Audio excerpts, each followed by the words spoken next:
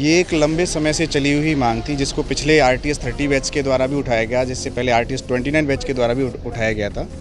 इसकी मुख्य मांग ये थी कि जो युवा हैं जो चयनित होते हैं राजस्थान तहसीलदार सेवा में, उनका प्राथमिक चयन यदि उनको देखा जाए तो होता तहसीलदार सेवा के लिए, पर लेकिन जब वो यहाँ पर आते हैं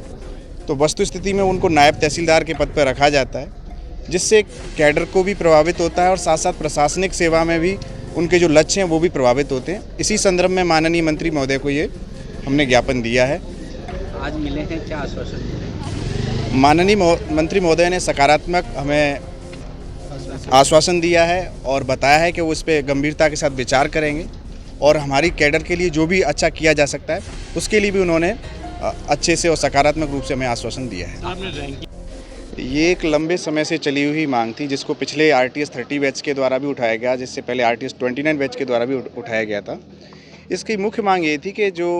युवा हैं जो चयनित होते हैं राजस्थान तहसीलदार सेवा में, उनका प्राथमिक चयन यदि उनको देखा जाए तो होता तहसीलदार सेवा के लिए, पर लेकिन जब वो यहाँ पर आते हैं तो वस्तुस्थिति में उनको नायब तहसीलदार के पद पर रखा जाता है,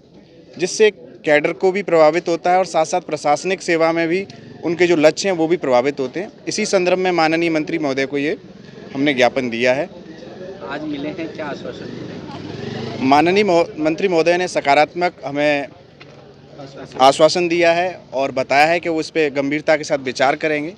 और हमारी कैडर के लिए जो भी अच्छा किया जा सकता है उसके लिए भी उन्होंने अच्छे से और सकारात्मक रूप से हमें आश्वासन दिया है। आपने रैंकिंग के लिए बोला था कि रैंकिंग वालों को लेकर जो टॉप रैंकिंग वालों को आप देते हैं, उसके लिए क्या बोला? हमारा कहने का मतलब ये है कि जो आरटीएस सेवा में जो व्यक्ति जब फॉर्म फिलअप करते हैं या जिनको भी सेवा चूज़ करते हैं, तो इस सेवा की जो प्राथमिकता है वो लगभग आज की स्थिति में आरएएस में तीसरे स्थान पे है। पर लेकिन जब हम यदि अभी कुछ लोगों की ये स्थिति द्वितीय स्थान पे भी इन्होंने रखा है,